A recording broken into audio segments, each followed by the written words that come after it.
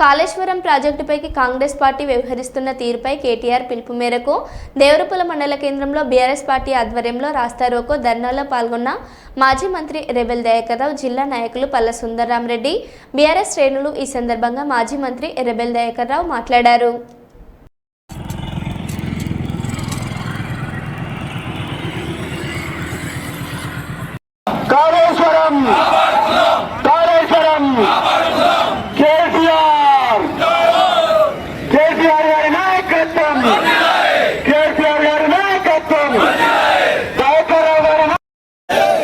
కేసీఆర్ గారి మీద గాని, హరీష్ రావు గారి మీద గాని, కేటీఆర్ గారి మీద గాని ఒక్క ఈగ వాలినా రేవంత్ రెడ్డిని ఉరికించుకోరా.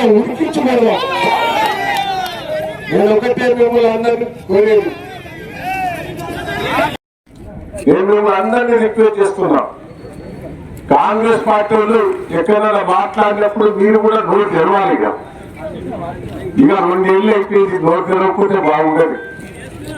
సిగ్గు శరీరం లేకుండా మాట్లాడుతాడు. మళ్ళా రేవంత్ రెడ్డి నేను అసెంబ్లీలో మాట్లాడింది, కేసీఆర్ జైలు పెడుతున్నట్టు మీరు జైలు పెడుతున్నారు. మీరు జైలు వేసినోడు కేసీఆర్ జైలు పెడతా బిడ్డ అంటారు.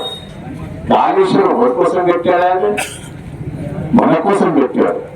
ఇలా ఇంటింటికి మిషన్ పై నీళ్లు తాగుతానంటే కాళేశ్వరం నీళ్ళే.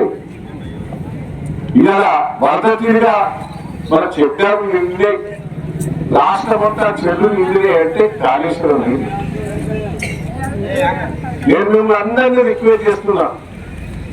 నేను మీకు తెలుసు, అప్పుడు కాంగ్రెస్ ప్రభుత్వంలో ఎస్ఆర్ఎస్పీ కాలువ పడితే చుక్క నీళ్లు రాలే 5 ఏళ్ళు. కాలువలలో చెట్లు వచ్చినాయి.